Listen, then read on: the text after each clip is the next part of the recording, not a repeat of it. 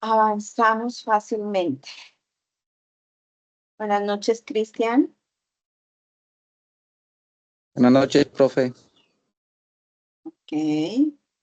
Bien, vamos a iniciar contando de qué nos acordamos de estas 8 sesiones previas.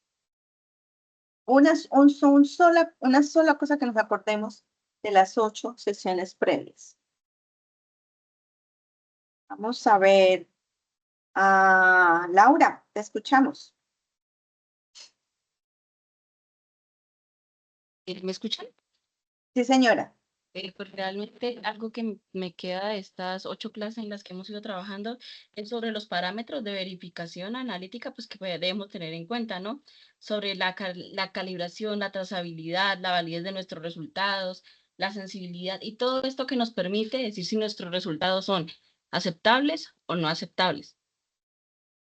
Laura, Juan David.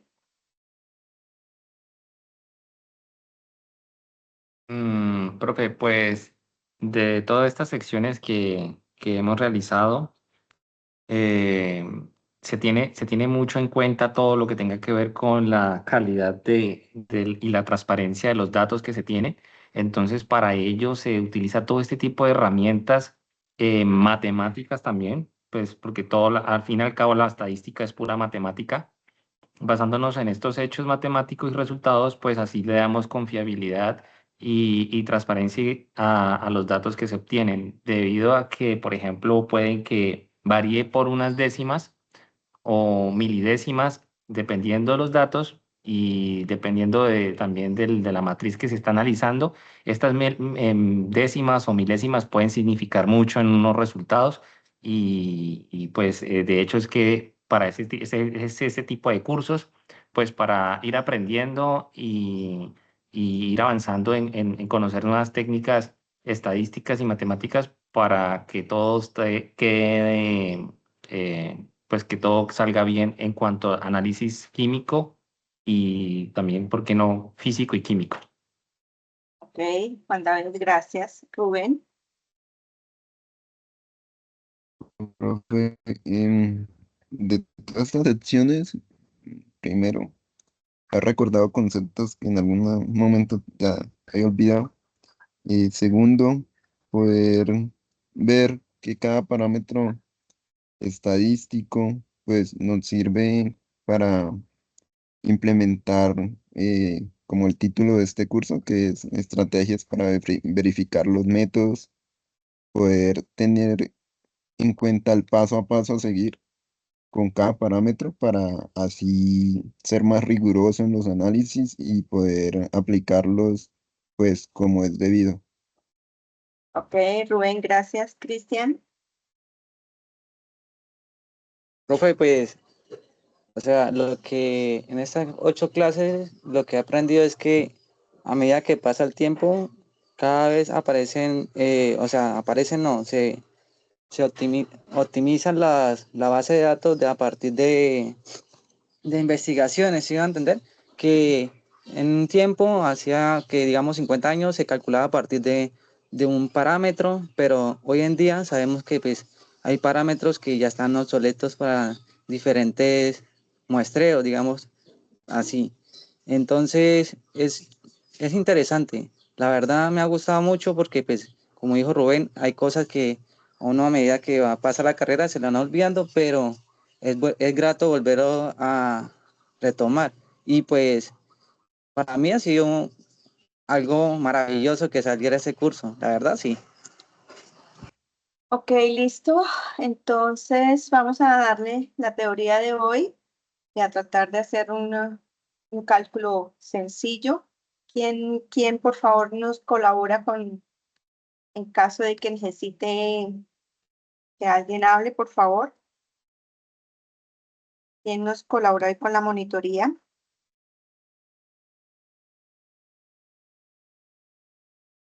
Yo, profe. Listo, Laura, muchísimas gracias. Bienvenido, Sergio. Bien.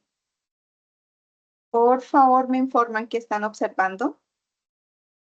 La presentación. El sapito. Ok. El sapito Unión Amazonía. Hoy nos vamos a dedicar a medición de la incertidumbre. ¿Sí? Todos esos parámetros de verificación analítica que estuvimos observando así someramente, como una primera aproximación a lo que es la verificación analítica, la cereza del pastel va a ser ¿qué? La medición de la incertidumbre. Y como ya se ha comentado en sesiones anteriores, de hecho, a partir de la actualización de 2017 de la ISO 17025, que es la norma para acreditación de laboratorios de análisis y de metrología, ya es obligatorio que los laboratorios que pretendan tener acreditados algunos de sus métodos, que diga que el laboratorio es acreditado y que dentro del cáncer tienen métodos cuantitativos, es obligatorio que tengan un procedimiento de cómo van a hacer la medición de la incertidumbre de sus diferentes métodos cuantitativos.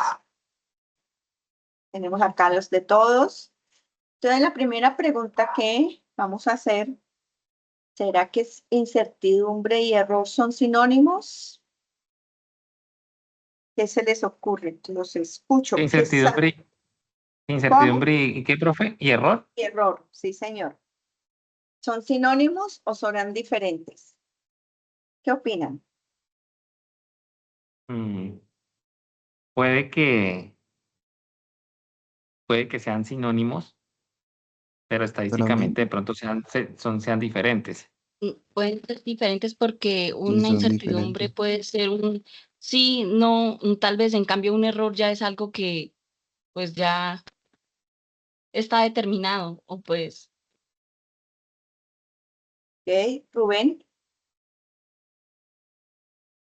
Sí, algo parecido como decía Laura, la incertidumbre es como, digamos, algo así como una probabilidad, pues eh, en cuanto, o puede ser más a un número, menos un valor, mientras un error es como un valor más específico, más exacto. ok. Cristian,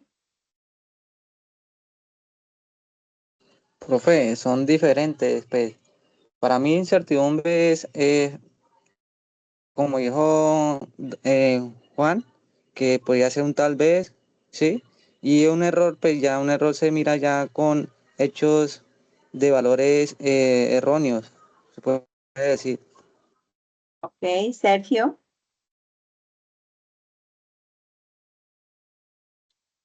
ok. Entonces vamos a salir de esa dicotomía, a ver si es sinónimos o si son diferentes. ¿Listo? Entonces vamos a ver qué nos dicen las fuentes fiables de información científica que tenemos. La primera es la IUPAC. Entonces, ¿qué nos dice que es la incertidumbre? Es un parámetro asociado al resultado de una medición que se caracteriza por la dispersión de los valores que podrían atribuirse razonablemente al mensurando. Se mide la cantidad, la diferencia que hay de ese mensurando. En tanto que error es el resultado de una medición menos el valor verdadero de la magnitud. Aquí ya observemos una primera diferencia. Aquí me está diciendo que es que la incertidumbre es una dispersión de los valores del mensurante, con una diferencia razonable con respecto a un valor esperado. Y aquí me dice explícitamente la IUPAC que el error es que la diferencia que hay entre qué, entre el valor verdadero y el valor esperado. Dado que no se puede determinar el valor verdadero, en la práctica se utilizan valores verdaderos convencionales. Desde ahí salen los valores de referencia. ¿Qué nos dice vocabulario internacional de metrología? Que sabemos que es utilizado tanto por la ISO, por la Huracan y por muchos de los procedimientos o las normas o las guías que utilizan para hacer procedimientos o protocolos o instructivos de verificación analítica. Entonces él me dice en su versión del 2012, que es la versión en español, en el numeral 2.6 nos dice error de la medida. Y nos vuelve a repetir aquí lo mismo que dice la IUPAC. Diferencia entre el valor medido de una magnitud y el valor de referencia. El concepto de error de medida puede emplearse.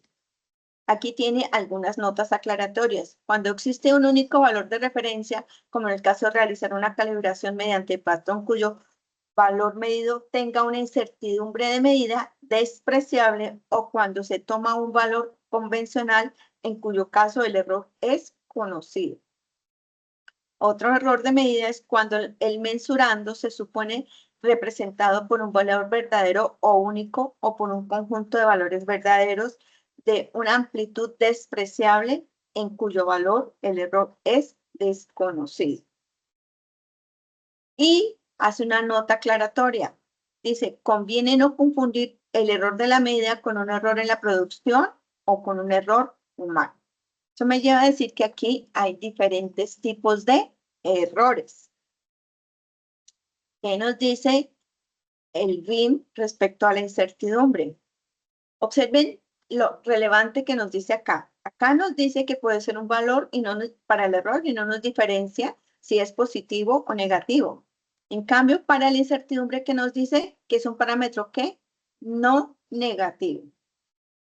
¿Qué se caracteriza la dispersión de los valores atribuidos a un mensurando a partir de una información que se utiliza?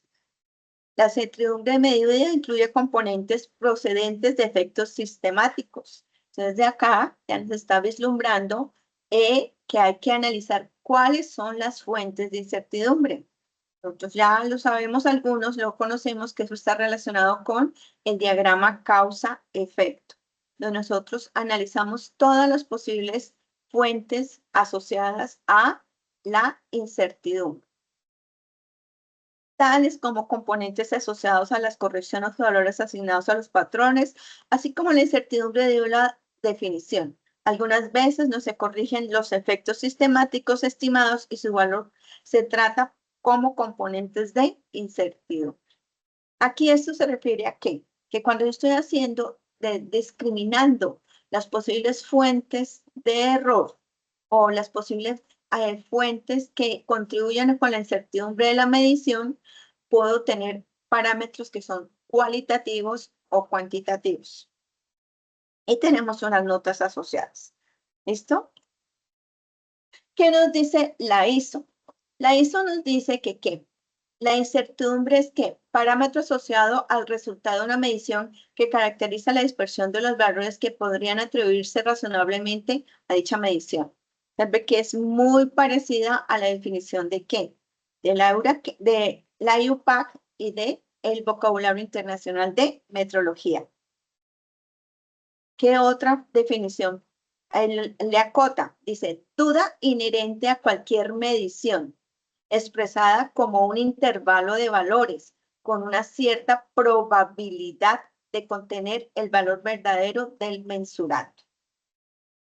Observe que en todas las fuentes que hemos analizado, que hemos leído, que hemos encontrado, que hemos consultado, nos hablan que es una dispersión de valores en los que probablemente podemos encontrar nuestro valor verdadero dentro de ellos. Pero también incluye aquí una nueva característica que está asociada ¿a qué? A una probabilidad. Esa dispersión de los datos de la serie de mediciones que yo hice tienen un rango y que ese rango tiene una determinada ¿qué? Probabilidad. ¿Qué dice el error? Dice que la ISO no define explícitamente como un término único el error, sino que se entiende dentro de las normas como una no conformidad, que es el incumplimiento de un requisito especificado en un producto, proceso o sistema de gestión. Una no conformidad es, en esencia, un error, un incumplimiento de la norma o los requisitos que lo expresa el origen, que la empresa o el procedimiento o el laboratorio lo exige.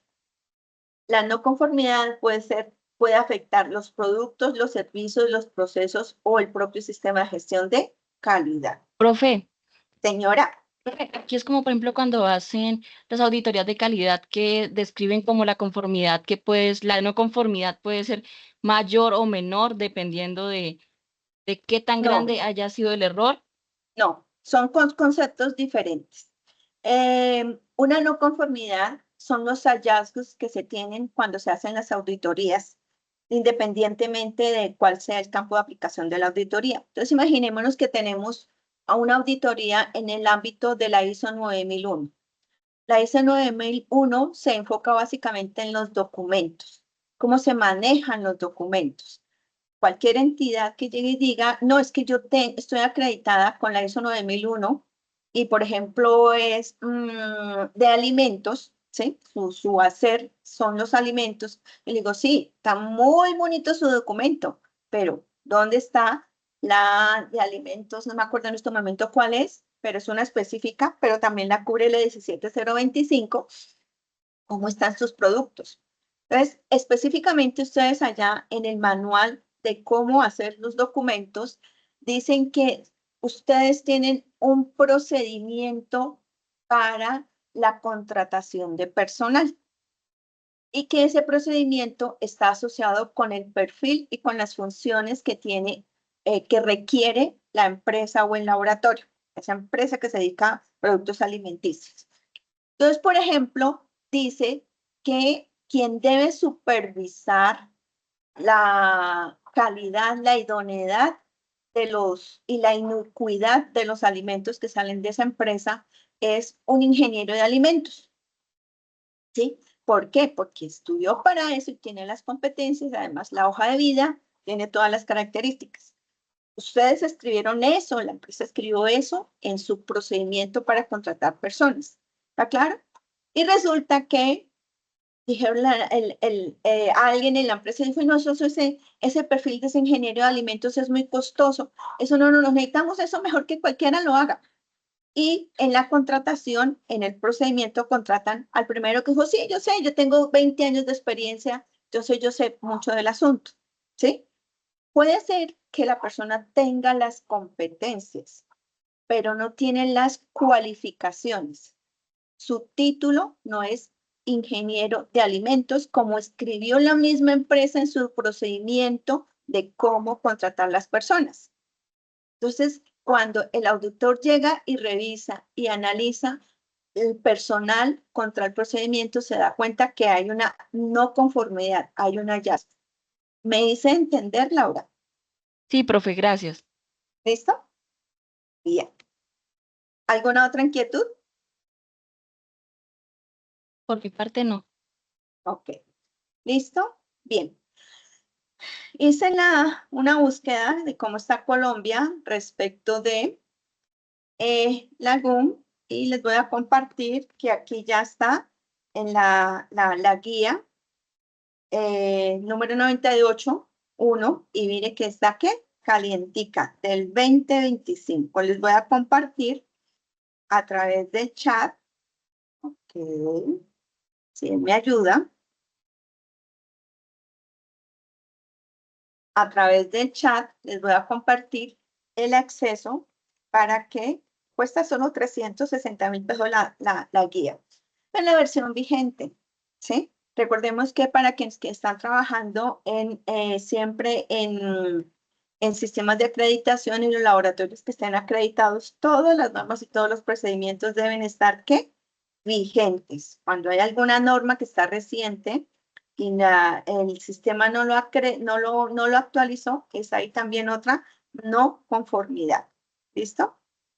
Bien, ya que tenemos la guía, es una guía, no la pude accesar toda, me di cuenta muy tarde, no accesé por la UIS, que por la UIS sí las puedo ver todas. Pero bueno, ya sabemos que está una guía y que aparentemente tiene más de una parte, aunque en la búsqueda que hice no la encontré, pero ahí observamos que ya está actualizada para Colombia.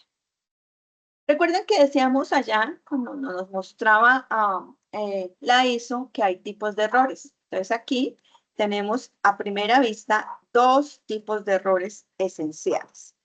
Si nosotros nos vamos desde analítica, revisamos desde las diferentes libros de analítica, vamos a ver que hay, los errores los clasifican en 3 o 4. La Miller inclusive menciona 4. Entonces tenemos los errores sistemáticos. Los errores sistemáticos son provocados en todos los resultados, ya sean erróneos o no, sean intrínsecos o extrínsecos. Son establecidos por fuentes fijas y denominan también sesgo. Ellos son susceptibles de ser corregidos. Una de las estrategias para poderlos corregir es identificar en el diagrama causa-efecto cuál es la fuente de ese error. Y reconociendo la fuente de ese error se puede corregir, se puede ajustar. Entonces, el error sistemático son aquellos que son susceptibles de ser corregidos y tienen diversas fuentes. Errores aleatorios son aquellos que yo no puedo corregir. Son asociados con fuentes casualísticas, de casualidad. Por ello yo no los puedo corregir y yo no los puedo manipular, yo no los puedo modificar. Provocados por los diferentes individuos que difieren entre sí de una manera que se le atribuyen a ambos lados de la medida. Bueno, ¿a qué tiene que ver?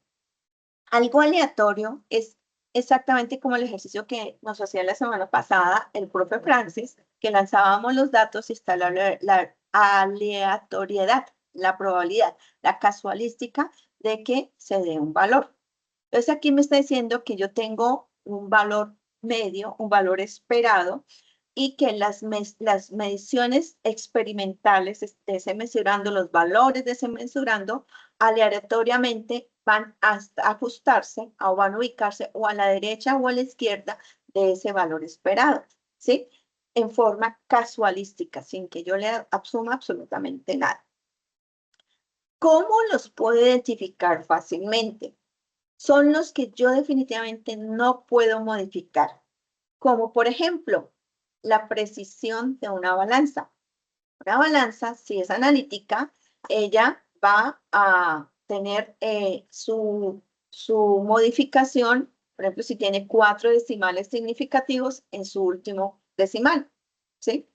Si es una microbalanza y tiene 3 enteros y 2 decimales significativos, entonces su aleatoriedad va a ser en el segundo decimal significativo.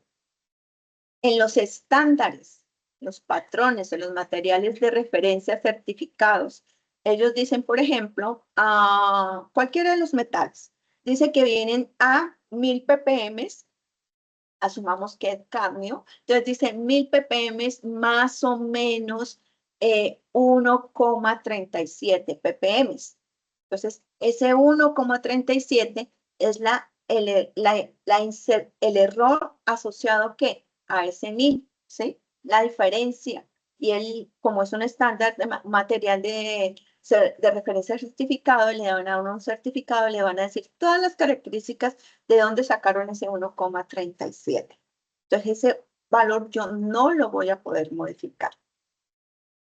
En el caso de los instrumentos volumétricos de alta precisión, entonces, por ejemplo, las Burel generalmente miden un volumen más o menos 0,1 mililitro.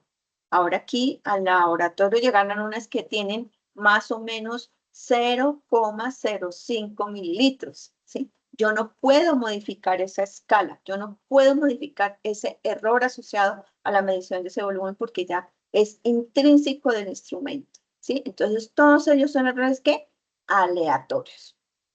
Los otros dos que mencionan los diferentes libros o fuentes científicas, uno se llama los errores groseros. Los errores groseros son aquellos que yo, siendo consciente de que es un error, lo hago. Entonces, por ejemplo, el meme que está acá, lo puse yo aquí, lo puse por aquí adelante. Pero aquí tengo un meme. Acá está, se los voy a ampliar para que lo vean. ¿Listo? Entonces, por ejemplo, este es un error típico que puede llegar a suceder. ¿Lo observan? ¿Me cuentan de qué se trata ese error? Le pasó el menisco. Se pasó del aforo. Del aforo, profe. Exacto. Yo todavía encuentro en algunos semestres que se pasan del aforo y rapidito van y sacan con la pipé para aforar, ¿sí? Entonces eso es un error, ¿qué? Grosero, ¿sí? ¿Por qué? Yo sabiendo que hay un error, lo hago, ¿cierto? Lo siento. ¿Listo? Y otros que le dicen errores vulgares, ¿sí? Entonces esos son los que identifican eso. Los dos que reconoce la ISO, pues están asociados a qué? Con aquellos que son involuntarios. ¿Listo? Bien. Estos gráficos nos muestran fácilmente que es un error. ¿Sí? De hecho, ya los prevíamos someramente antes. Entonces, acá tenemos nuestra distribución de nuestros valores, ¿sí? Con el rango con el cual existe la posibilidad de que esté nuestro dato. ¿Sí? Tenemos acá un mínimo, tenemos un máximo, y acá tenemos el valor medio de los valores experimentales. Aquí tenemos un intervalo, un rango en el cual está nuestro valor. Y tenemos el valor verdadero, ¿sí? Entonces, la diferencia que hay entre ese valor medio, eso es matemáticamente, entre ese valor medio y el valor verdadero se llama error sistemático. Y se acostumbra a medir como el sesgo. Pero ese sesgo se mide igual a ¿qué? Valor verdadero, o valor de referencia, menos el valor promedio. Va a ser una distancia. Y como es una distancia y como ese valor verdadero puede estar tanto a la derecha como a la izquierda, entonces él puede ser positivo o negativo. Y el error aleatorio está asociado a qué? Si yo tengo mi valor verdadero y mi valor verdadero me da dentro de este rango de la medición experimental, pues quiere decir que predominamos los errores que aleatorios, que no hay aportes de errores que sistemáticos, que predominan los errores aleatorios como debería suceder en toda medición experimental. Aquí observamos un error sistemático, tenemos el valor medio y observe que hay un sesgo hacia el primer y segundo cuartil. No hay la aleatoriedad que observamos en este primer ejemplo, donde tenemos el valor medio y las mediciones dan a la izquierda y a la derecha. Se distribuyen en los 4 cuartiles de mi campana de Gauss. ¿Sí? Acá tenemos exactamente lo mismo. Entonces, ya sabemos que el concepto de error y de certidumbre son ¿qué? Diferentes. El error es la diferencia entre el valor medio y el valor verdadero, mientras que la incertidumbre es un parámetro asociado con ¿qué? Con la probabilidad de que ahí, en ese rango en el cual están distribuidos mis mensurandos, mis diversas mediciones, el valor verdadero. Siempre hay elementos de la estadística que se usan para calcular la incertidumbre de una medición. Entonces aquí, el error de medida tiene errores sistemáticos y errores aleatorios. Hay errores sistemáticos que se pueden cuantificar y que no se pueden cuantificar. Si son cuantificables, yo les puedo aplicar una corrección a través del diagrama causa-efecto y los aleatorios simplemente no los puedo modificar. Ya quedó ahí. Y la suma de los errores sistemáticos y los errores aleatorios me va a dar ¿qué? La incertidumbre. Entonces aquí tenemos dos conceptos nuevos que nosotros utilizamos cotidianamente como sinónimos. Intervalo de cobertura e intervalo de confianza. Para muchos puede ser diferente, pero estadística y quimiométricamente son diferentes. Entonces, intervalo de cobertura, ¿a qué equivale? Al resultado más o menos el error. ¿Sí? Y ese error lo puedo medir como ¿qué? Como sesgo o simplemente lo puedo medir como un parámetro sencillo de dispersión. Y el primer parámetro sencillo de dispersión que nosotros conocemos es la desviación estándar. Entonces, por eso muchísimas veces es aceptada que un resultado se presente como el promedio más o menos la desviación estándar o el promedio más o menos el error absoluto, el error relativo, cualquiera de ellos, o cualquier parámetro de dispersión. En tanto que el rango o intervalo de confianza es el resultado más o menos la incertidumbre. Observen que los dos están nuestros datos dentro de un rango, dentro de una tendencia normal, ¿sí? Tenemos acá nuestros datos, tenemos nuestro promedio y se distribuyen a la izquierda y allá a la derecha nuestros valores, tenemos un mínimo y un máximo y acá tenemos la dispersión de nuestros datos donde hay la posibilidad que esté mi valor verdadero, ¿sí? Entonces el error me dice, están acá, pare de contar. Pero la incertidumbre me dice que están acá, pero además le asocio que una probabilidad. Entonces yo tengo que incluir, además de incluir la sumatoria de los errores sistemáticos y aleatorios, tengo que incluir de qué? Una probabilidad. Otra gran diferencia es que el error me asocia básicamente a los errores que sistemáticos. ¿Listo? Acá tenemos un pequeño mapa mental de todo ese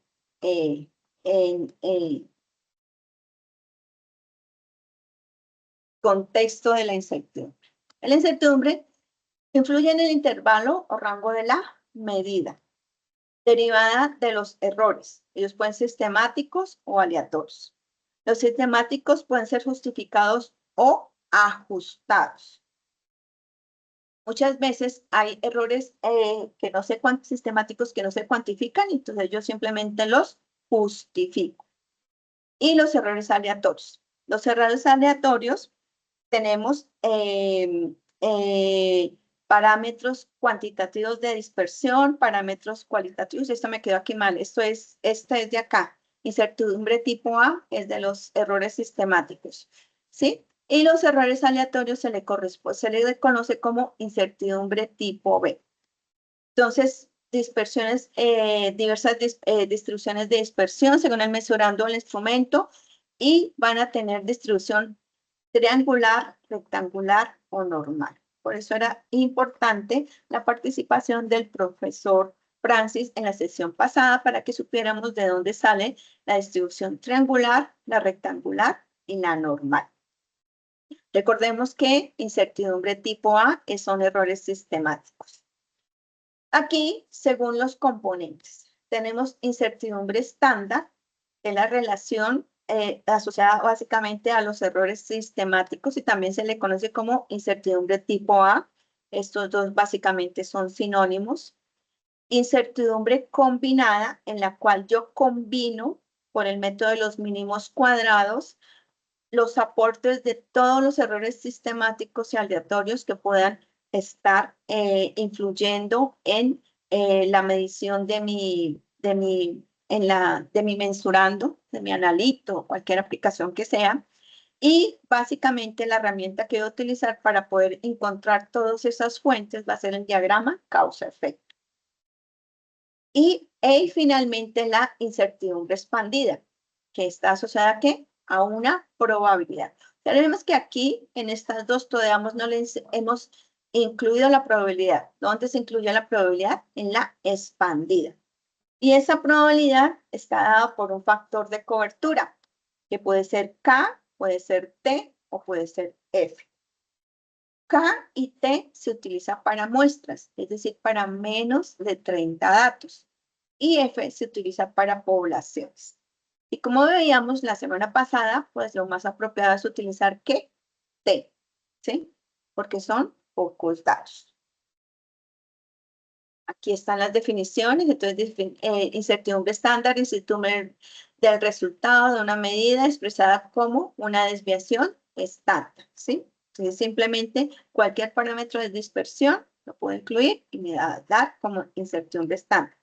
Es incertidumbre combinada, incertidumbre estándar del resultado de las medidas, o sea, incertidumbre tipo A, pero también le estoy sumando las incertidumbres tipo B y todo por el método de los mínimos cuadrados. Es el método que más se utiliza. La expandida, tenemos la combinada, pero también puedo tener, si yo no quiero incluir los aportes por los errores aleatorios, yo puedo pasar directamente de la incertidumbre estándar a la incertidumbre expandida con un factor de probabilidad. Y el factor de cobertura es factor numérico utilizado como multiplicador de la incertidumbre estándar combinada para obtener la incertidumbre expandida. Y error de la medición, resultado de una medición menos el valor del mensurando, el valor real del mensurado. Recuerde que la incertidumbre tipo B, recordamos acá, la incertidumbre tipo B está asociada con los errores ¿qué? Aleatorios. ¿Listo? Por eso se llama B. Esa incertidumbre no se puede modificar estadísticamente. Y ella generalmente va a tener ¿qué? Una distribución. La mayoría de los datos, la mayoría de las mediciones van a tener distribución normal. Algunos tendrán distribución rectangular y algunos tendrán distribución triangular, como hicimos el ejercicio de la semana pasada con los datos. Entonces, esta A, que observamos acá, esta A, que es esta A que aparece aquí, esta A que aparece aquí, corresponde con ¿qué? Con los límites. ¿Cuáles son los límites dentro de los cuales está mi valor verdadero? Entonces acá, en la distribución normal, este es el límite inferior y este es el límite superior, perdón. Rectangular es en cada uno de ellos. ¿Listo?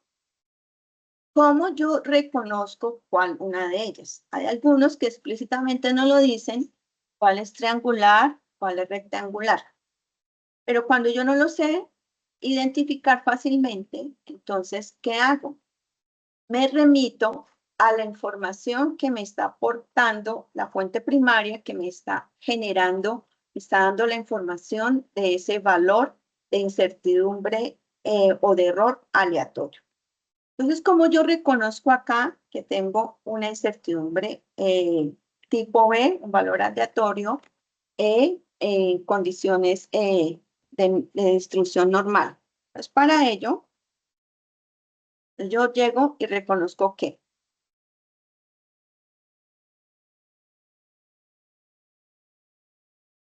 reconozco que me da un valor medio, más o menos, una incertidumbre tipo B, y fuera de eso me tiene que decir la probabilidad con la cual fue dada esa medida. ¿Sí? Eso es lo que me está diciendo aquí en la parte de abajo. ¿Listo? Datos con distribución normal, límite de confianza y valores extremos. ¿Sí? Pero además de los valores extremos, ¿qué debo tener? Debo tener la probabilidad. Cuando eso sucede, entonces yo tomo esta incertidumbre que me da, o sea, ese valor extremo, ¿sí? Y lo divido en 3. Y ese va a ser el valor de la incertidumbre que voy a introducir en mi ecuación de propagación de la incertidumbre. Cuando tengo distribución rectangular, entonces, ¿qué sucede? En esta distribución rectangular, ¿tengo qué? Tengo el promedio y tengo el valor extremo. Tengo el promedio y el valor extremo. ¿Qué no tengo? La probabilidad. Entonces, tengo los valores extremos, pero no tengo la probabilidad. Entonces, ¿yo qué hago? Tomo ese valor extremo, ¿sí? Y lo divido en raíz de 3. Y este va a ser el valor de la incertidumbre que yo voy a introducir en la ecuación de propagación. Finalmente, puedo tener los extremos, pero no los diferencio fácilmente. Muchas veces nos dan datos en los cuales, por ejemplo, aquí en este caso, aquí con la distribución triangular, aquí en este punto, tengo básicamente el valor medio. Entonces, muchas veces me dicen, no, eso mide 100. ¿Pero 100 qué? Eso mide 100, ¿sí? 100 gramos. ¿Y más o menos cuánto? No, solo mide 100. Imagínense una balanza que solo mide 100 gramos, ¿sí? O sea, ya. Y no sabemos cuál es el rango en el cual se mueven esos datos. Entonces, ¿lo que hago? Como tengo un solo valor, básicamente no puedo diferenciar los extremos, yo tomo ese valor promedio que me lo asignan y me lo divido en raíz de 6. Y este va a ser el valor de la probabilidad que voy a introducir en la ecuación de propagación. ¿Alguna inquietud? ¿Les queda claro este concepto de las tres formas de identificar la incertidumbre tipo B? Los escucho.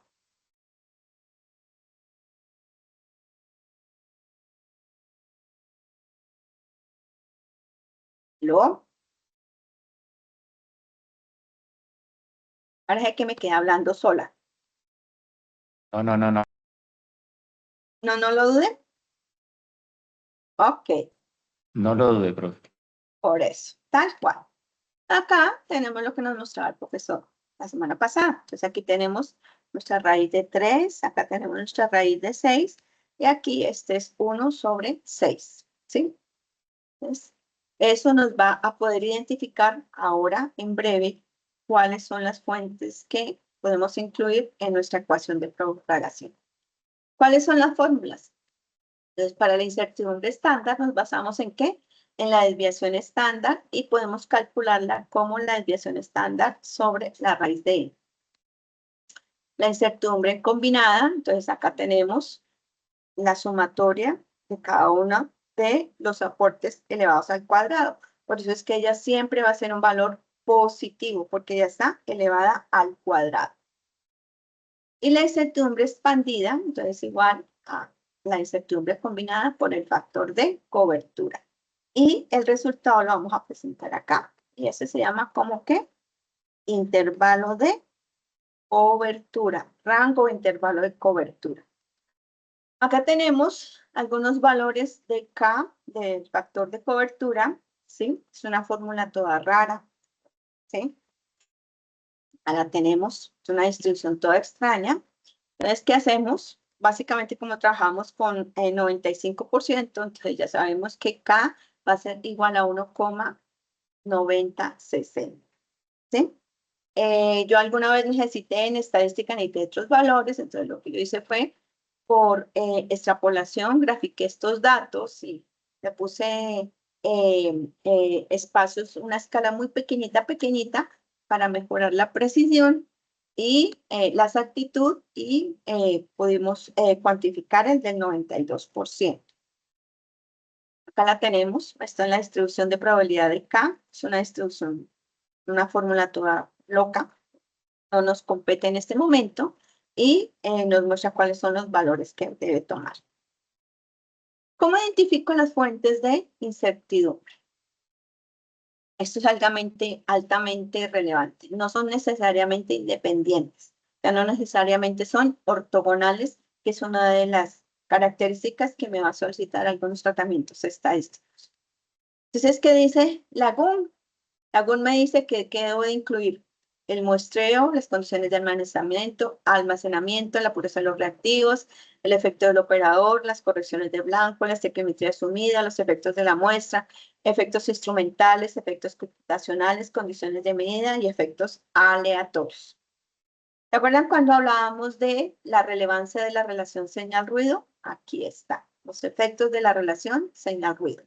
Los efectos computacionales están asociados con las cifras significativas, ¿sí? La forma como iteran nuestros datos, nuestros resultados. Algunos auditores que son bien concienzudos, inclusive van y observan cómo está la iteración de los cálculos de la herramienta que estemos utilizando para hacer todos los tratamientos de nuestros datos. Puede ser el Excel o puede ser un software, cualquier cosa va y revisa todo eso. Porque hay efectos computacionales que alteran las reglas de aproximación y las cifras significativas. Y la ISO 17025 nos dice que está a nuestra libertad o no incluir el muestreo dentro del cálculo de la incertidumbre, como también sucede con los parámetros de verificación analítica. Entonces, ¿qué utilizamos para ello? Utilizamos nuestro diagrama causa-efecto. Acá tenemos una causa y nos va a dar, ¿qué? Un efecto. Y aquí está como incertidumbre expandida. ¿Cuáles son los parámetros que yo quiero? Algunos los incluyen todos en las 6M, algunos otros no, porque no los consideran necesarios. Y recordemos que nosotros como analistas somos los que definimos qué tan fino hilamos para poder cuantificar la incertidumbre. Y observen que nos dice que hay incertidumbre tipo A, es decir, errores sistemáticos, e incertidumbre tipo B, es decir, errores que aleatorios, ¿sí? Ay, Dios, aquí la tenemos. Yo porque tenía esta solta ahí. Acá tenemos uno de los ejemplos. Este lo hizo Diego Luis Periñán, en su opción de grado. Entonces aquí él lo sacó, ¿sí? Mano de obra, maquinaria, método, medio ambiente, medición y materia prima. Y observe que él los clasificó como ¿qué? Como tipo A o tipo B. Y también las clasificó como cualitativas o cuantitativas, ¿sí? Ustedes leen allá en el documento de él, van a ver, van a poder identificar fácilmente, pero cuando alguien que conoce el tema de esto identifica fácilmente cuáles son los parámetros. Y estas líneas grandes son de primer orden y estas son de segundo orden, y algunas se pueden ya dar como de tercer orden, como sucede aquí en esta. Aquí tiene solo de primer y segundo orden, tiene esta. ¿Listo? Acá tenemos otro, ¿sí? Otro ejemplo. Y tiene básicamente de qué? De primer y de segundo orden. Entonces, esto nos da una idea de qué es lo que hay que escribir, ¿sí? Aquí decimos que materiales. Entonces, ¿cuáles son los materiales? El material volumétrico y los patrones. El material volumétrico, ¿qué le influye? ¿La medida? Claro que sí. Ya sabemos que tiene un error asociado. Y va a depender, ¿qué? De la escala que esté utilizando. Pues es que es, por ejemplo, los que utilizan micropipetas para preparar estándar o transfer pipetas deben calibrarlas porque ya son altamente sensibles, susceptibles de descalibrarse. De hecho, en la semana 2, en la semana 3, cuando estuvimos con los de primer semestre en Macahual, estaba el metrólogo que calibra transfer pipetas. Entonces, esas las estaban cuidando porque saben lo que cuesta contratar a una persona para que vaya a hacer las calibraciones, porque los resultados de ellos dependen de la medición de esos volúmenes.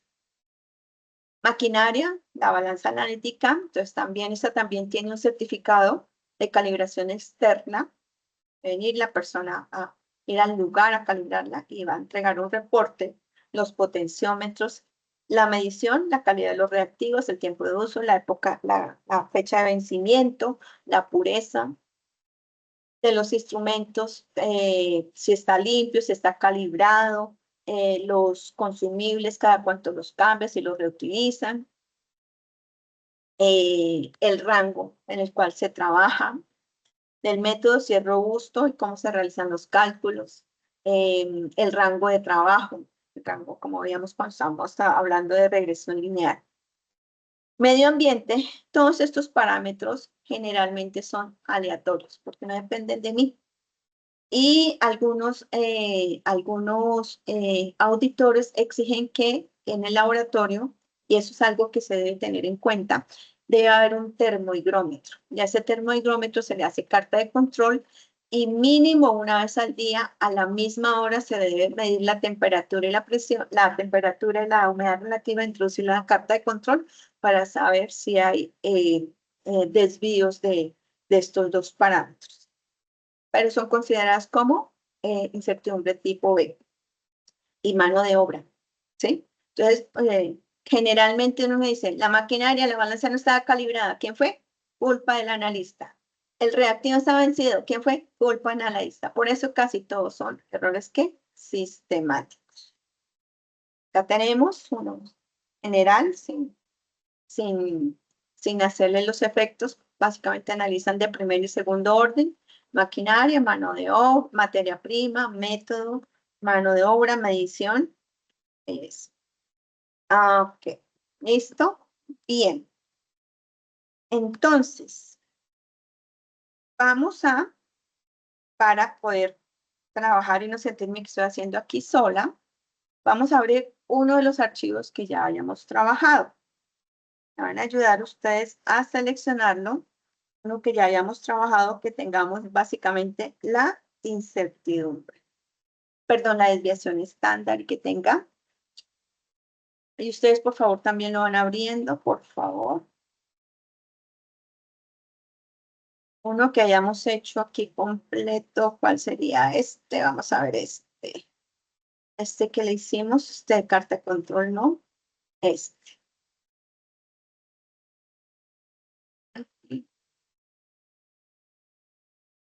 Entonces aquí teníamos la medición del fenantreno. Tenemos la raw data. Hicimos la regresión lineal, ya quiere haber más parámetros. Ah, este no tiene. No, este no.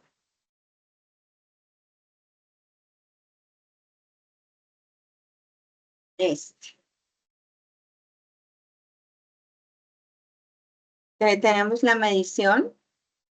Tenemos el blanco, la relación señal-ruido y el dopaje. ¿Listo? Tenemos acá. ¿Listo? Entonces, ¿cómo se hace? Lo primero que tengo que tener en cuenta es cómo voy a hacer mi diagrama causa-efecto. Aquí tenía una lámina en blanco. Ahora, ¿dónde está esa lámina blanca? Miren que ahora no aparece, qué chiste. Poner esta de aquí.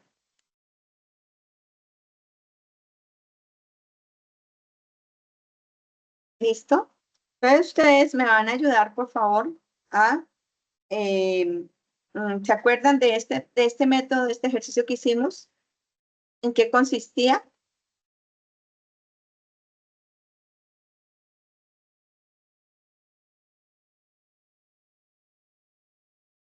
¿Ninguno? Profe, repite la pregunta, porfa.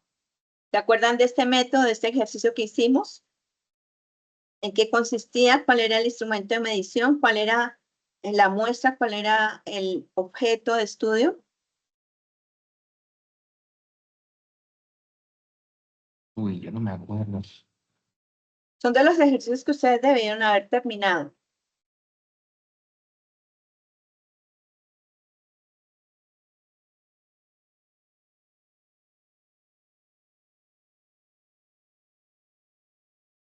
¿Ninguno?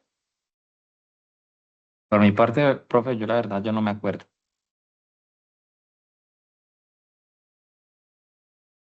Laura.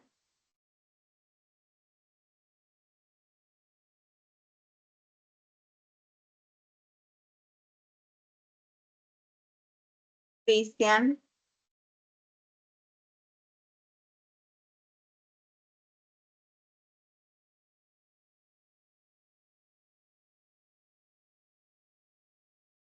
Ok. Gracias. ¿Listo? Este es un análisis de Pristano mediante ¿qué? Cromatografía gaseosa acoplada a FIT. Y se hace en muestras de petróleo o en cualquier otro combustible de origen petrogénico. ¿Listo? Entonces nos interesaba saber el contenido de Pristano. ¿Listo? Aquí hicimos parámetros de verificación analítica y inclusive llegamos hasta que repetibilidad y reproducibilidad. ¿Listo? Y tenemos el banco. ¿Listo? Y aquí tenemos la relación señal-ruido que supone que ustedes debían haber acabado y también debieron haber hecho el tratamiento estadístico del dopaje, del spike. ¿Listo? Entonces, ¿qué hace uno? Si yo estoy haciendo medición con un cromatógrafo, ¿cuáles son los 6M? Entonces tenemos maquinaria. ¿Listo? Yo lo voy a construir acá, lo voy a poner acá y ustedes me van a ayudar a medir. Entonces acá tengo el Pristano. Se pone acá y aquí va a ser ¿qué? La concentración promedio del Pristano más o menos que la incertidumbre expandida en la concentración del Pristano. ¿Listo? ¿Cuál es el primer parámetro? Va a ser ¿qué? Maquinaria. Lo voy a poner aquí. Entonces, por favor, me ayudan a identificar qué maquinaria se necesita para preparar la muestra y hacer la medición mediante cromatografía gaseosa FIT de ese nalito. Los escucho.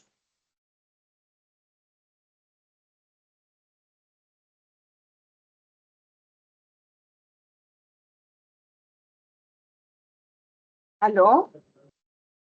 Profe, pues yo me ¿Qué? imagino que el material volumétrico sería uno Ok, vidrería, listo, vidrería. de ¿Qué vidrio. otro?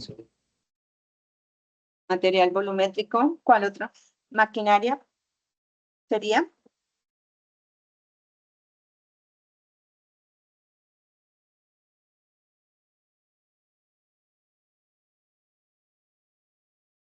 Profe, ahí también irían equipos de medición Sí, señor. volumétrica. Ajá. Todos los equipos. En maquinaria van todos los equipos. ¿Qué otro equipo se utilizaría ahí? Pues no sé si se considera un equipo más, podría ser dos dosificadores también que miden volúmenes. Sí. Ujú. Hay algunos que son tituladores automáticos. Pero No eso sé. no se hace eso no se hace por titulación automática. Eso es cromatografía gaseosa acoplada a FIT, a detector de llama ionizante. Ok, ok, ok. Profe, las columnas.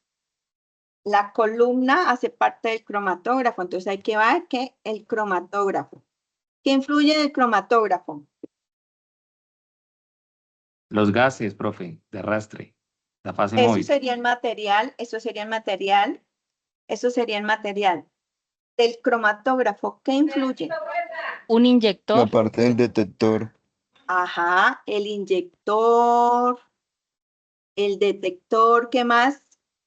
El horno, La temperatura del horno, muy bien, ¿qué más? ¿y no se maneja presión?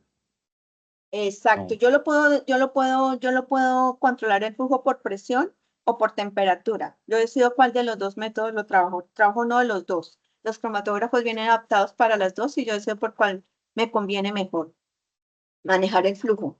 Muy bien.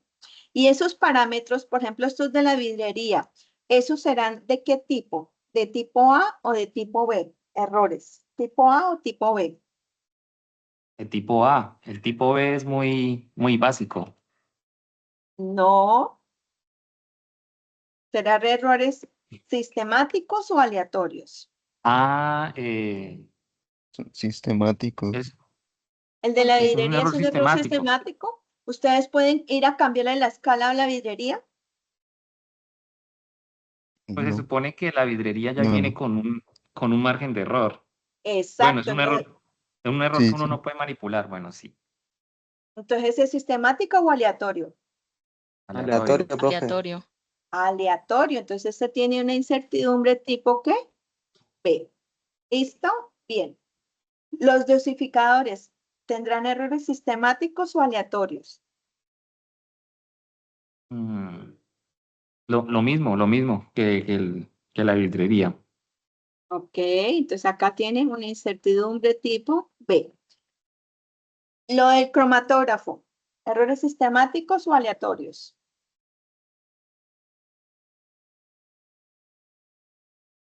Como mide el Mm, flujo, como mide la rampa de temperatura, todo eso será Creo que ese sistemático. ya sería sistemático, Eso ¿no? es Porque se sistemático, pueden profe. ajustar No, eso es aleatorio.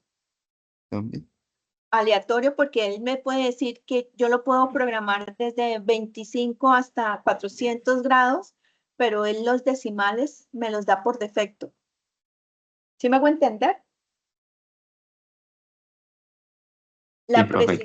Con la precisión con la que él mide los datos, yo le doy el rango para que él lo programe, pero él no va a medir 105,009 grados. ¿Me hago entender? ¿Sí? Sí, profe. Entonces, todos ellos son ¿qué? Tipo B, o sea, ¿son qué? Aleatorios. Aleatorios. Vamos a pasar a otro. Materia prima. ¿Qué materia prima necesitamos para hacer esa medición? ¿Qué se les ocurre? O material, en términos generales, material. ¿Qué material se utiliza? Que no sea maquinaria. Serían los Bueno, gases. pues Los Sí. gases, muy bien. Y eso de los gases, la pureza, ¿será un error sistemático o aleatorio? No, ese error toca uno lo puede manipular, uno dependiendo del análisis. Ese es un error, Pero no porque ya tiene un grado de pureza determinado, ¿no? O puede ser. Ajá. Juan David, ¿tú en el laboratorio manipulas la pureza de los gases que se utilizan para los equipos? pues se trata de comprar gases de grado 5. Ah, eso es otra cosa, ¿sí? Eso es otra Bueno, cosa. sí. Entonces, ¿eso es sistemático o aleatorio? Aleatorio. Aleatorio, porque nosotros no podemos modificar esa información que viene en el reporte de calidad del gas, ¿cierto? Entonces, eso es una incertidumbre tipo ¿qué? Tipo B. ¿Qué otro material necesitamos ahí? Ya mi letra es fea, con esto está peor. ¿Qué otro material podemos incluir ahí? Solventes. Los solventes, ok. Esa pureza que tienen los solventes, ¿tienen un error sistemático o aleatorio? Aleatorio. Aleatorio, ¿cierto? Sí, ¿Listo? ¿Qué otra cosa tenemos ahí? ¿Qué otro material tenemos? Necesitamos el aceite o el petróleo. La muestra, ¿listo? Entonces Ujú. necesitamos la muestra. Sample, ¿listo? ¿Tendrá errores sistemáticos o aleatorios? Yo digo que aleatorios porque uno no puede pues manipular o en el sentido de que ya viene con, no sé cómo explicarlo. pero yo Como con diría las que impurezas o sistemático que porque tiene. se puede hacer un pretratamiento, ¿no? Ok, listo. Todos tienen razón. ¿Se acuerdan que yo les decía a ustedes que la ISO 17025 le da a uno la libertad de saber si incluye o no el muestreo? ¿Está claro? Entonces, si yo incluí el muestreo, ¿sí? Y si yo voy a hacer un análisis de petróleo, ¿qué no debe estar en ningún momento en contacto con mi muestra para no contaminarla?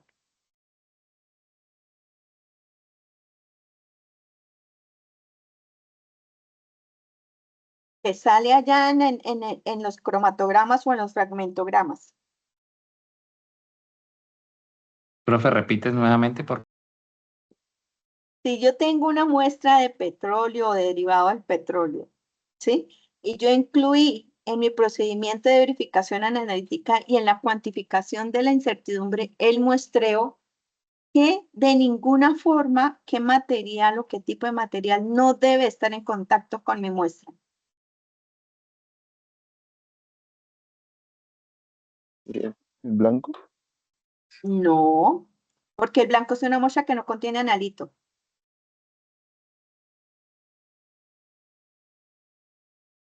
Profe, los solventes, ¿El patrón de No, referencia? no. El valor de referencia es lo que yo voy a utilizar para comparar el parámetro, si me funciona o no, eso está en tablas. Los solventes no, porque yo voy a disolverlo y lo voy a preparar y lo voy a hacer, como decían ustedes, un pretratamiento y para ello voy a utilizar solventes. No, a la muestra como tal. Imagínense que yo fui a colectar la muestra y desde el momento en que yo la colecté hasta el momento que la llevé a análisis, ¿qué tipo de material no puede estar en contacto porque la contamina? Pues yo diría que no se pueden guardar en recipientes plásticos, Exacto, porque los plásticos provienen ¿de dónde? pues del petróleo. Exacto, y los contaminan, son solubles. Entonces, por ejemplo, a nosotros en el ICP y también en Barranca Bermeja nos daba mucha risa cuando llegaba el señor de la finca con la botella de gaseosa plástica llena de petróleo para que le dijera que dónde le ha salido el petróleo porque le estaba matando a las vaquitas y no, esa muestra no sirve. Pero es que yo la tomé, no, no sirve. Llamemos a la CAR, que alguien de la CAR vaya con usted y diga dónde está y que con las características y con los procedimiento de muestreo, vale, toma la muestra en su presencia, y si necesita lleve más testigos para que vea que es así, por esa muestra no nos sirve, porque ¿qué? Ya venía ¿qué?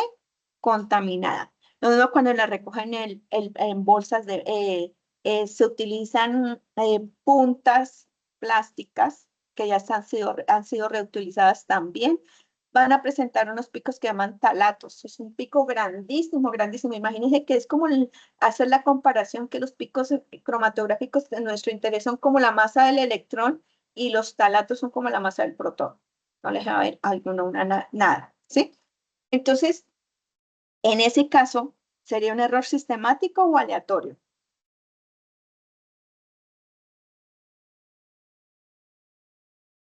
Pero en el caso de qué, profe, ¿el del muestreo o Sí, el que de se incluya el último? muestreo, en caso de que se incluya el muestreo.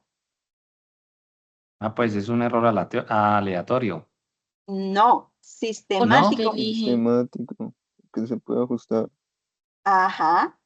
Usted decide cómo se hace el muestreo. Usted revisa absolutamente todo, ¿sí? ¿Para que qué? Para que su muestra no se contamine. Entonces, en ese caso, es un error ¿qué? Sistemático, porque usted lo puede ajustar muy bien, Rubén. ¿Qué otro material utilizamos? Ahí falta en ese material, falta algo muy importante.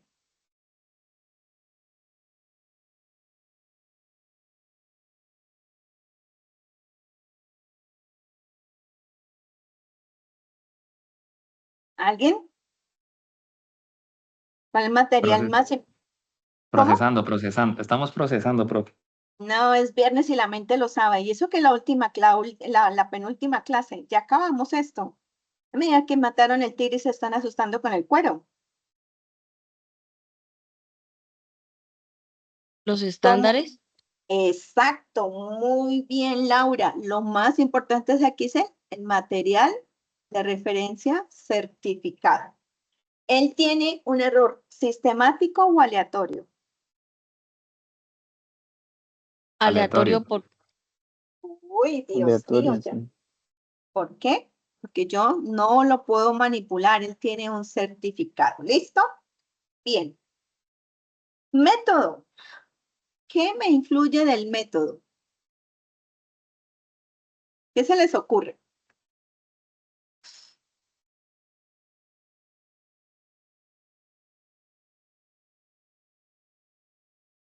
Imagínense que ustedes van, cogen la muestra, después, ¿qué hay que hacerle a la muestra? ¿Cómo hace uno para llevar la muestra para que se pueda ser inyectada en el cromatógrafo?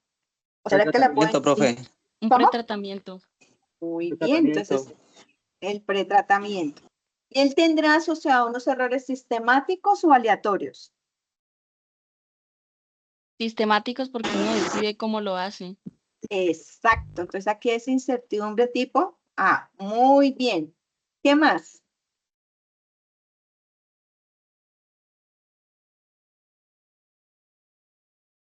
¿Qué más incluirá en el método? Influirá en el método.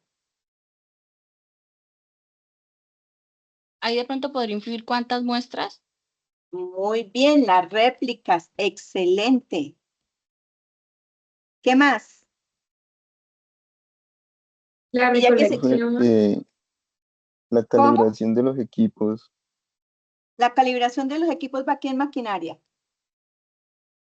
Ay, ¿Listo? Método.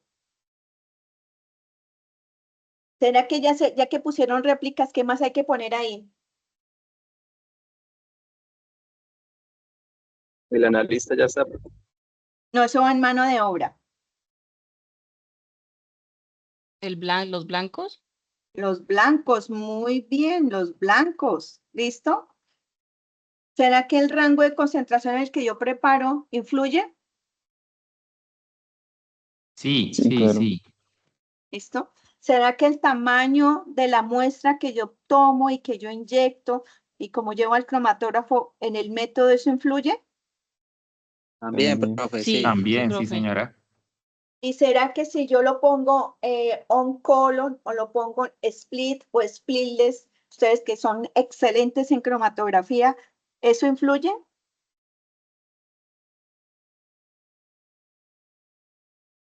Ok. ¿Saben qué significa un colon split o splitless? Profe, ¿nos ilustras, por favor? Yo, No, señora, profe. Ok. Ustedes se acuerdan que está la columna cromatográfica, que es como un hilo largo, largo, ¿listo? En el inyector, yo puedo definir, en el puerto de inyección, yo puedo definir si ingresa la muestra al equipo, a la columna on colon, split o splitless. On colon significa que entra directamente a la columna sin pasar por el liner. El liner es una cosa en vidrio que puede tener o no tener fibra, tiene eso para que le ayude a, ¿qué? A volatilizar el solvente. Si yo la pongo en colon, ella entra completica a la columna y sin volatilizar el solvente. Split, el término split significa división, ¿sí? Y el término less en inglés, L-E-S-S en inglés significa sin. Es split o splitless. Split quiere decir que, por ejemplo, en eso se hace mucho cuando las muestras son extremadamente complejas, como sucede con las muestras de petróleo. Entonces uno le dice que lo va a poner split. Quiere decir que uno inyecta 1 microlitro, pero que al equipo, a la columna, para que no se ensucie tanto la columna y no tenga efecto memoria o efecto de sangrado en la columna, uno le hace un split de 1 a 5, 1 a 10, 1 a 1, 1 a 2. Quiere decir que si es 1 a 5, ese microlitro lo divide en 5 partes. Y de esas 5 partes, solo una entra a la columna. ¿Me hice entender? Sí, profe. ¿Sí? Y splitless significa que ¿qué? Que está sin división. Pero ¿pasa por qué? Pasa por el liner. Esto quiere decir que cuando entra a la columna, el solvente ya ha sido volatilizado rápidamente y entonces la columna se protege porque no va a tener efecto de, eso se llama picking, es picking en la columna. Es como si yo le pegara con las partículas de solvente a la capa de la columna y es como si yo le hiciera como con una pelota. Entonces la pelota, uno coge una pelota y le está dando a la pared, entonces con el tiempo la pared se ensucia. En el caso de la columna lo que hace es dañarla, entonces va a tener efectos de sangrado de la columna por el solvente. Entonces eso es lo que quiere decir. Entonces, ¿será que eso influye en el método? Sí, profe, porque pueden afectar como la reproducibilidad de estos en caso de que la columna se sature, se llene demasiado de los componentes que no, pues que no se requieren. Sí, eso se llama efecto memoria, ¿sí? ¿Y será error tipo A o error tipo B? Sistema, Pues yo diría que porque uno no decide de qué manera entra la muestra. exacto. Muy bien. ¿Listo? Vamos con medio ambiente. Entonces, ¿qué influye de medio ambiente? Los escucho. ¿Qué La influye de medio ambiente? temperatura y la Muy humedad. bien. La humedad relativa. ¿Y será que la energía influye? Claro que sí. ¿Listo? ¿Y eso será sistemático o aleatorio? Aleatorio, porque muchas veces no se puede controlar bien. Ujú. La iluminación, a veces en algunos ensayos se incluye hasta la iluminación. ¿Listo? Bien. Vamos ahora Profe, con, la ¿sí? energía también no podría ser sistemática porque pues muchas veces uno lo que hace es para que el voltaje sea regular y continuo y estable, uno le pone estabilizadores a los equipos, ¿no? Eso Ujú. ya no vendría siendo sistemático o sigue siendo aleatorio. Pues como en muchas personas lo consideran aleatorio porque cualquier cosa puede fallar, ¿sí? Ok. Las baterías se dañaron, llegaron a su caducidad, no sé qué, ¿sí? De decir, sí, pero el analista debió estar pendiente de eso es aleatorio, eso es sistemático, sí, sí. Pero algunos pasan lo mismo que con la humedad relativa y la temperatura, ¿de qué depende? De que usted tenga un aire acondicionado, ¿sí? Y eso, que el aire acondicionado funcione bien, ¿es sistemático o aleatorio? No, ahí sí es aleatorio. Sistemático, porque ¿quién hace que el aire acondicionado funcione? Ya lo ¿Quién entendí. está, Sí, sí, sí, el análisis. quién está moviendo el botoncito del aire acondicionado? Tengo mucho frío, tengo mucho calor, ay, no sé qué. Tengo rinitis, quítenle el aire acondicionado. ¿Quién está moviendo el botoncito? ¿Eso es qué? ¿Quién está? ¿Eso es El qué? aire sistemático.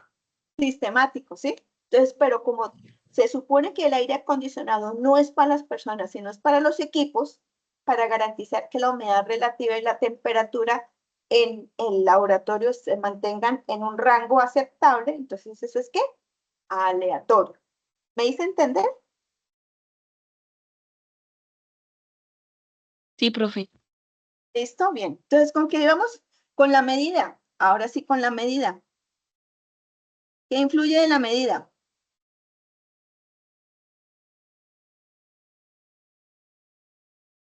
Uy, 7:16. ¿Los escucho? ¿Qué creen que influye en la medida? Bueno, ya viene ya el error humano. ¿Sí? Entonces ahí están que las cifras significativas. ¿Listo? ¿Qué más? En la medida que más influye.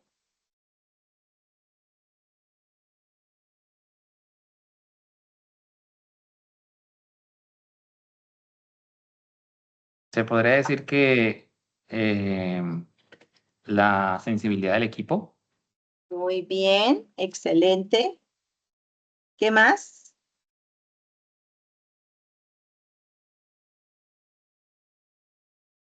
Y finalmente, ¿qué? Mano de obra. ¿Qué influyen de la mano de obra? Experticia. Muy bien. ¿Qué más?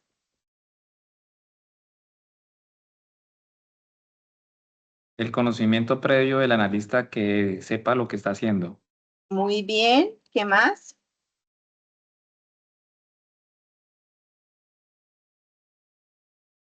¿Y esos son errores sistemáticos o aleatorios?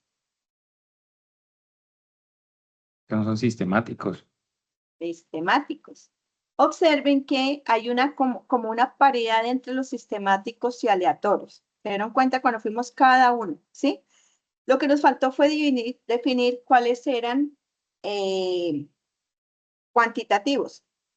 Entonces, de aquí de la maquinaria, ¿qué es cuantitativo? ¿Sí? El error de los instrumentos, el error de todos los instrumentos de medición volumétrica, el error que tiene asociado, si yo decido que la temperatura es altamente relevante, la temperatura del cromatógrafo es altamente relevante para separar los picos, para que haya discriminación de picos entre una muestra tan compleja, yo decido que la temperatura, entonces todos ellos incluiría acá, si no digo que no los incluyo, yo soy como experto en el tema quien defino qué parámetros se incluye para la muestra. Acá, los gases. Esos gases en el caso del FIT, él utiliza helio como arrastre, a veces es mejor el hidrógeno, pero a veces muchos laboratorios no lo hacen por el riesgo de explosión, pero algunos sé que pues algunos laboratorios no tienen el cilindro, sino tienen el generador de hidrógeno, que es una seguridad mejor. La llama se genera con hidrógeno y se utiliza como backup, como gas para mejorar la relación señal-ruido, el nitrógeno, ¿sí? Entonces se utilizan 3 gases o 2. Se utiliza como hidrógeno, como de arrastre, sirve simultáneamente para encender la llama. Y como backup siempre se va a utilizar nitrógeno. Si no se utiliza como gas de arrastre nitrógeno, entonces se utiliza helio. ¿Será que la pureza de esos gases inciden en los resultados? Sí, profe, por eso es que casi siempre tienen en cuenta la pureza de los gases. Exacto, grado 4 o 5. ¿Listo? Entonces, yo decido si lo incluyo o no. ¿Listo? Los solventes, ¿será que la pureza de los solventes incide? Sí, profe. Bien, ¿cierto? Aquí. ¿Listo? En la medición, aquí tengo material de referencia, la incertidumbre del material de eso es cuantitativo e incide, ¿cierto? ¿Será que la desviación estándar de los blancos incide en la medición?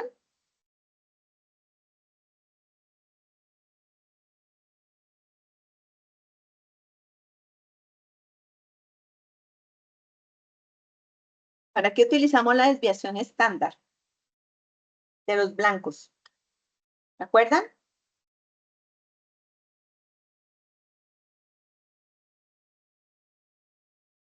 Para establecer los límites de detección y cuantificación. Perfecto. Entonces, ¿será que esos límites de detección y cuantificación influyen? Sí, claro, profe. De hecho, antes de todo análisis se debe hacer primero. Exacto, muy bien.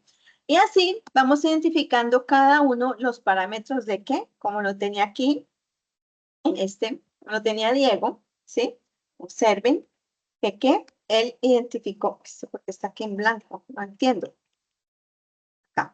Él identificó cada uno de los parámetros, ¿sí? Entonces aquí, por ejemplo, en el método, ¿qué dijo? Uso del inóculo del residual del doméstico y él no lo puso, pero no lo puso ni cualitativo, ni sistemático, ni aleatorio. Lectura del sensor, observe que lo puso tipo B, ¿cierto? Cuantitativa. Inoculación, observe que le puso la temperatura, le puso tipo B, cuantitativo. Aquí, parámetros estadísticos, ¿sí? Entonces, observe que incertidumbre, ¿qué? Tipo A, ¿sí? Ya sabemos que eso es sistemático. Y así cada uno de los parámetros, mire, material volumétrico le puso que era ¿qué? Incertidumbre tipo B y cuantitativa, ¿sí? Que esos son parámetros que van a ir en dónde? En nuestra ecuación de la incertidumbre expandida. ¿Listo? Entonces, ¿cómo se hace? Les vamos, aquí voy a volver a duplicar esto acá. Oh, todo esto lo puedo. Más fácil duplicar aquí. Entonces, ¿qué hace uno? Uno llega y en el procedimiento decidió que, por ejemplo, la incertidumbre es igual a la fórmula que tengo acá.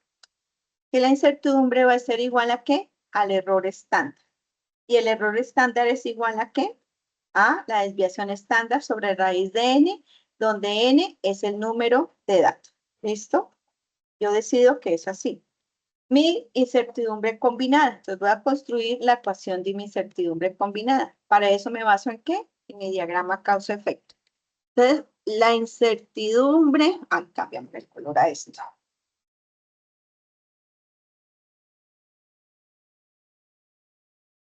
La incertidumbre combinada para la medición del pristano va a ser igual a ¿qué?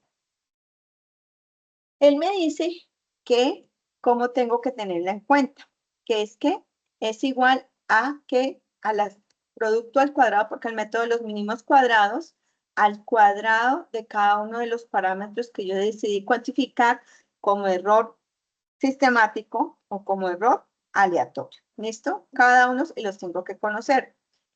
El asunto es que para los parámetros de tipo B, ¿qué tenemos? Tenemos la incertidumbre tipo B de la vidrería. Ella normalmente está asociada con ¿qué distribución?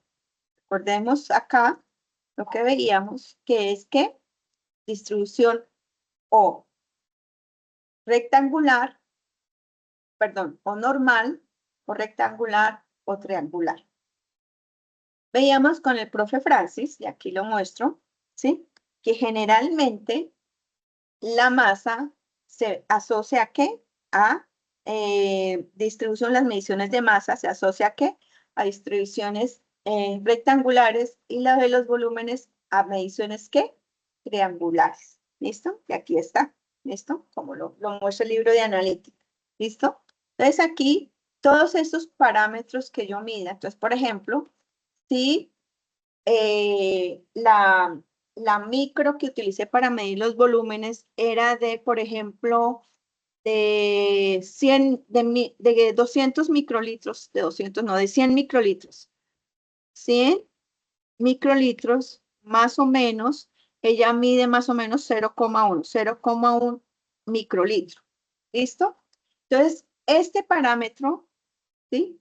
Va a ser ¿qué? El límite, ¿listo? Pero él me dice, la técnica, la teoría me dice que esto tiene distribución, ¿qué? Distribución triangular. Entonces, ¿qué quiere decir? Que la incertidumbre, perdón, que la incertidumbre tipo B de la transfer pipeta va a ser igual a ¿qué? A 0,1, que es el límite dividido en ¿cuánto? ¿Se acuerdan?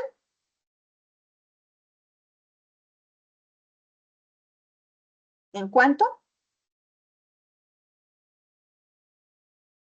¿Nos Raíz de escucho? 6. En raíz de 6. ¿Por qué? Porque tiene distribución triangular. Muchas gracias, Rubén. ¿Listo? En raíz. Ok, eso no es una raíz. Raíz de 6. ¿Listo? Voy a hacer el ejemplo solo con eso para no complicarnos la vida. ¿Listo? Entonces allá, ¿qué nos va a decir? Que tengo ¿qué? Que tengo la incertidumbre estándar y que ¿cómo la elevo? Al cuadrado. Y es la que me va a medir ¿qué? Los errores sistemáticos. ¿Y dónde la saqué? Es igual al error estándar, que es la desviación estándar, dividido en la raíz de más el primer error aleatorio que yo tengo. El primer error aleatorio que yo identifiqué ayer, ¿cuál fue? Este, ¿sí? Entonces, es igual a ¿qué? A 0,1 dividido en raíz de 6 al cuadrado. ¿Ese es el de qué? El de la micro. ¿Más qué? Dijimos el de la balanza. ¿Listo? Ya la balanza es ¿qué? Rectangular. Entonces la balanza es ¿qué? 0,0001 dividido en ¿qué? Como es rectangular, entonces divido en ¿cuánto? En raíz de 3. Porque para las balanzas se asume que es rectangular.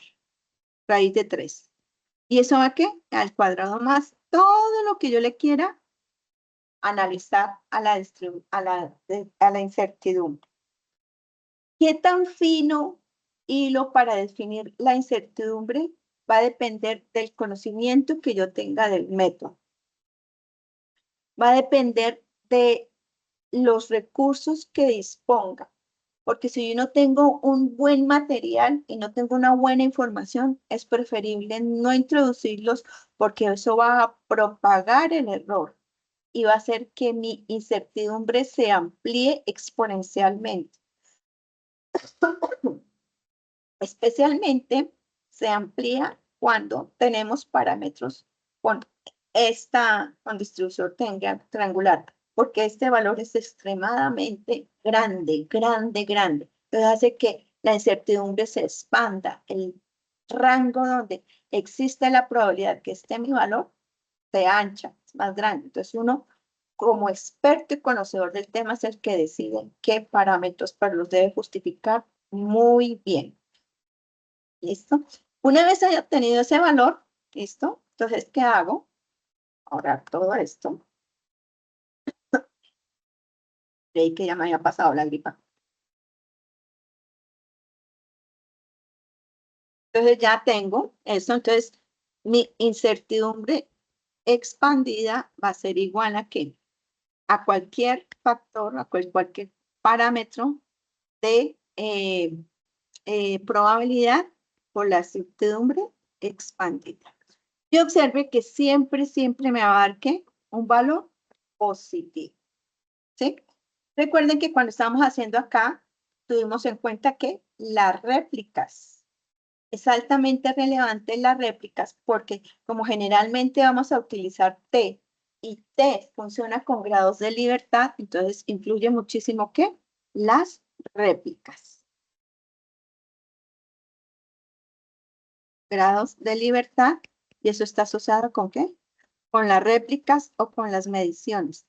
Por eso, mínimo, ¿cuántas réplicas se hacen? 3, para que los grados de libertad sean 2. ¿Listo? Bien, químicos.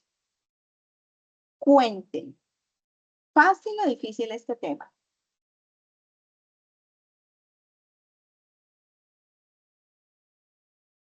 El silencio también Se es una requiere respuesta. atención. ¿Cómo? Se requiere atención porque si uno se despista se pierde. Tal cual. ¿Listo? Por eso es que hay muchos cursos de únicamente incertidumbre, de solo incertidumbre. Solo incertidumbre. Y a ustedes, Karen, yo le pedí el favor a Karen, a mí me llegan con mucha frecuencia cursos y les pedí que a todos los graduados les enviara su correo institucional, les enviaron un curso que hay gratis de verificación analítica. ¿Sí? Aprovechenlo. Hay otro curso gratis dado por una empresa que da becas también, esa empresa da becas y da cursos certificados de todo. Entonces aprovechenlo para que ¿qué? Lo puedan utilizar. ¿Listo? Bien, químicos, eso es todo de mi parte. La próxima semana, quienes hayan cumplido con los requisitos de asistencia y eso, será quienes tendrán la opción de recibir el certificado de asistencia al curso. Estuve revisando la carpeta, ninguno subió el ejercicio resuelto. Se los dejo a su libre albedrío, ¿sí? Sería bacano que los hubieran resuelto, pero bien, los comprendo. La idea era tener una aproximación con ustedes y que les fuera de provecho. Hay muchos temas que son etéreos y que van a requerir de mucha dedicación y práctica para poderlo hacer. Y esto se aprende es haciéndolos de una vez, ¿sí? Entonces, químicos, espero que sigan disfrutando de este tipo de temas y que sea provecho para su vida profesional. ¿Listo? Los escucho. Si tienen algún comentario. Profe, pues la verdad, solo nos queda, pues, por mi parte, agradecerle el hecho de que usted incluso haya invitado al profesor Francis, como para que nos diera un pequeño vistazo sobre la estadística, que pues igualmente, como usted lo ha dicho, no es un tema muy sencillo que uno en un día, uno ya diga, soy el mejor en estadística", pero igualmente yo diría que es muy buena la oportunidad pues que se nos ha presentado en este curso, e incluso con los temas anteriores que ya se han visto en clase, también considero que son muy importantes como para uno afianzar esos conocimientos, porque cuando uno deja de practicarlos o de aplicarlos en su trabajo, o sea, uno los va olvidando y va a llegar el momento en el que uno los requiera y es mejor como uno tenerlos presentes. Eso sería, gracias. Ok. ¿Alguien más?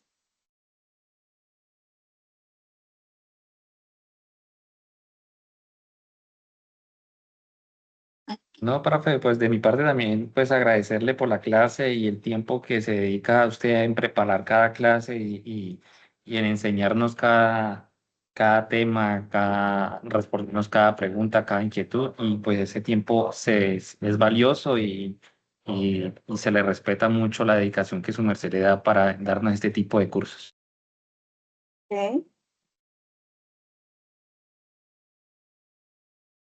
Sí, profe, de mi parte también, Profe, pues, darle las gracias. ¿Cuál de los dos? Bueno, ¿Sergio o Nicolás o continúe, Rubén? Nicolás. Ah, Nicolás. Uy, Nicolás, ¿suele sirvió el micrófono? Señora, es que estaba trabajando y apenas hace poquito salí, pero escuché la clase. Ok. Profe, pues quiero agradecerle por tomarse el tiempo y la dedicación para traernos pues a colación toda esta información resumida, porque pues la verdad, esto no se aprende, como lo dijo la compañera Laura, esto no se aprende de la noche a la mañana, de esto hay que tragarlo y hay que estudiarlo mucho. Por ejemplo, en su merced, yo no me quedan dudas de que su merced ha estudiado esto y lo estudia y lo estudia, entonces pues de aquí de verdad volví a recordar algunas cosas porque se me habían olvidado Y bueno, profe, pues de verdad agradecerle por eso, de verdad, afianzarnos más los conocimientos que de pronto no los recordaba, porque uno sí los tiene, solo que no los recordaba. Pues muchas gracias, profe, de verdad, por tomarse el tiempo. Ok, gracias. Sí, y, bueno, continúo otra vez, retomo. También agradecerle, profe, porque de todas formas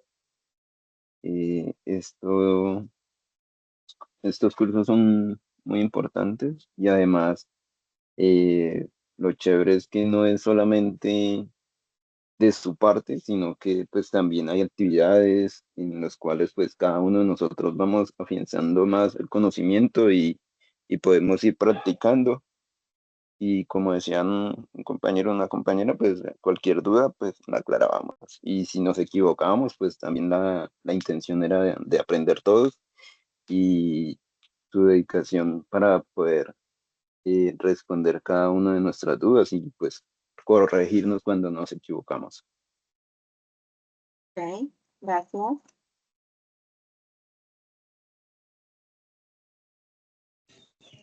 Profe, muchísimas gracias. El tiempo que duró, pues, las clases fueron de mucho agrado, aunque me perdí una clase, entonces, pues, y me arrepiento porque pues, después mirando los videos, me tocó, dije, uy, ¿por qué no estuve en la clase? No, profe, yo le agradezco mucho y pues tener otra oportunidad de verla más adelante con otro tema así. Es muy interesante y grato que la universidad también apoye la parte de los egresados y ya, mucho agradecimiento, profe. Ok. Yo les voy a preparar una encuesta para la próxima semana y una de las preguntas que haré es si le recomendarían a sus compañeros que hicieran este curso y por qué. ¿Listo?